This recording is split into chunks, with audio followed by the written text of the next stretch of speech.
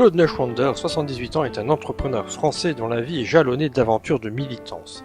Il fut notamment à la tête de l'entreprise LIP. Ces jours-ci, aux éditions Adels et Yves Michel, sort son autobiographie qui présente chaque moment fort de son parcours. Je vous propose de le questionner chapitre après chapitre. Mais tout d'abord, parlons de Stéphane Hessel qui préface sa biographie. Alors Claude, pourquoi Indignez-vous est un tel succès en librairie ? Je crois que notre société souffre d'être dans une société où l'on subit tout le temps. C'est une société dans laquelle il y a des dominants et des dominés. Les dominants, ils ne sont pas très nombreux, on ne les entend pas. Mais ils collectent le pouvoir, la puissance, l'argent. Et puis les dominés, ils subissent. Et si Stéphane Hessel a eu un tel succès avec ce petit livre complètement nouveau, c'est parce qu'il se réfère aux expériences qu'il a lui-même vécues. Il a vécu l'expérience de la résistance contre le fascisme, la résistance contre les nazis. Il s'est battu, il est allé en camp de concentration, il a failli mourir plusieurs fois. Et il raconte cette résistance comme un refus de subir. Et au fond, ce refus de subir, les gens se disent, nous aussi, on devrait refuser de subir. Nous aussi. Et ensuite, il a été l'un des auteurs qui, à l'ONU, a préparé la déclaration des droits de l'homme et du citoyen, les droits de l'homme. Et puis enfin, il raconte dans ce livre l'affaire du Conseil national de la résistance et du programme de la résistance. Et il ne faut pas s'y tromper.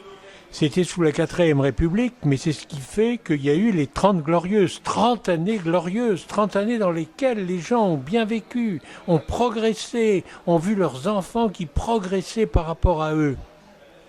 Et donc c'est un cri d'espoir que nous donne Stéphane Hessel. Et les gens qui ne comprennent pas ça, c'est ceux qui se sentent plutôt plus près des dominants que des dominés, même si eux-mêmes ils sont plutôt des dominés plutôt que des dominants.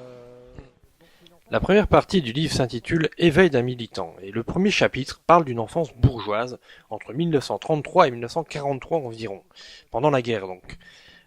Et je lui demande « Mais dis-nous Claude, c'est quoi la bourgeoisie en 1930 ?» Il y a encore plein de bourgeois aujourd'hui. Je dois reconnaître, je ne m'en vante pas, c'est un fait, que je suis né dans une famille bourgeoise, éduqué dans une famille bourgeoise, et qu'au fond aujourd'hui, si vous me regardez, j'ai encore un type bourgeois. Je porte une cravate, je ne vais pas me déguiser pour faire comme si je ne l'étais pas. Je suis un bourgeois, mais je suis un bourgeois qui a quitté cette position volontairement, qui a décidé à 19 ans, si ma mémoire est bonne, de toute sa vie être un militant. Et donc je crois qu'il est important de dire que les militants, ce n'est pas simplement les classes qui souffrent.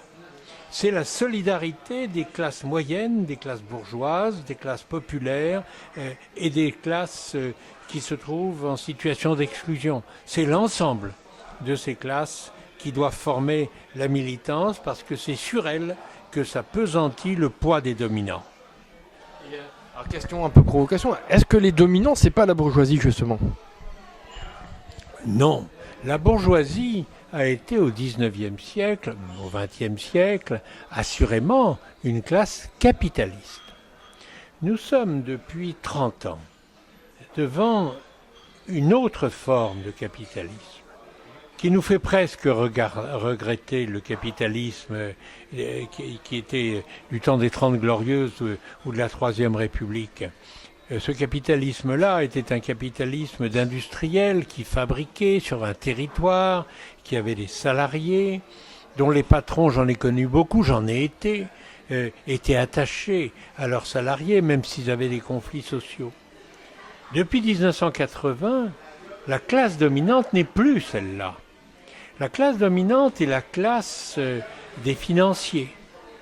Moi, j'ai vu les ingénieurs, j'ai fait l'école centrale, j'ai vu mes camarades d'école dont le statut dans l'entreprise s'est réduit au bénéfice des gens de finance. Parce que la finance a saisi le monde en même temps que l'argent saisissait la société. Et que ça, c'est la mutation fondamentale. Ils ne sont pas nombreux, les spéculateurs, mais ils sont dramatiquement dangereux. Ils sont dramatiquement dangereux parce qu'ils parient, ils prennent des risques pour gagner de l'argent et ils ne tiennent aucun compte des conséquences que cela peut avoir, à tel point que dans mon livre, je recommande que ceux qui, par leur spéculation, ont créé la crise actuelle depuis 2007, passent en justice. Que la Cour internationale de justice puisse les mettre devant leurs responsabilités. Parle-t-on des places boursières que sont Londres et Wall Street? Wall Street, à coup sûr. La cité à Londres, à coup sûr. Mais ce ne sont pas simplement ces institutions. Ce sont des structures financières dans lesquelles il y a les banques, il y a les fonds. Il faudrait faire une analyse complète, on n'a pas le temps aujourd'hui. Mais on voit bien qu'il y a là des gens solidaires entre eux, mais en même temps très concurrents. Je pense que dans le monde entier, il n'y en a pas plus d'1 million, mais qui dominent 8 milliards d'hommes. Et ça, je ne l'accepte pas. Car au fond, ce que ces gens détruisent fondamentalement, c'est la démocratie. Et c'est là-dessus que je voudrais que l'on insiste.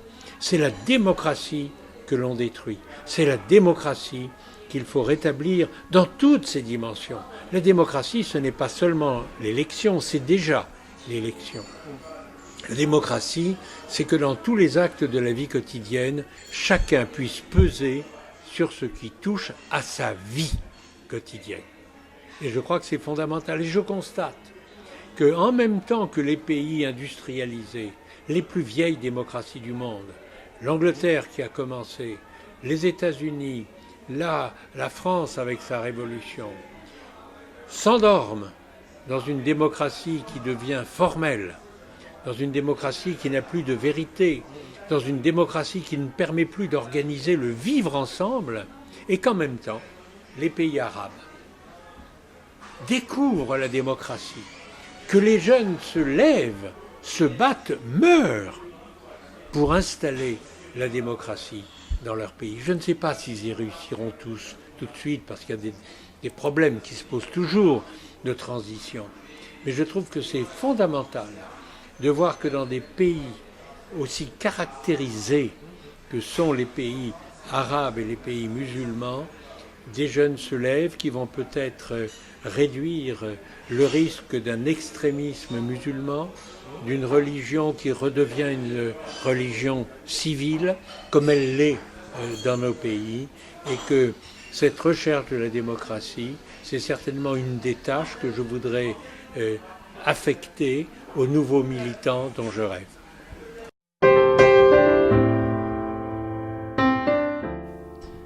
Voilà, c'est la fin de la première partie. Ne manquez pas la partie suivante où vous allez pouvoir entendre Claude Neuschwander dire ceci. Je suis entré dans le militantisme.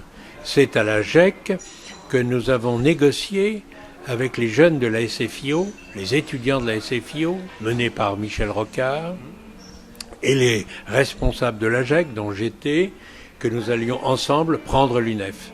Et nous avons pris l'UNEF en 2 ans, à un moment où la guerre d'Algérie commençait, et ce qui a mobilisé nos énergies pour lutter contre une guerre coloniale absurde et qui était absolument promise à la perte et à l'échec, ce qui a été le cas après beaucoup de morts, beaucoup de misère et une séparation entre 2 pays qui sont frais pourtant pour s'entendre.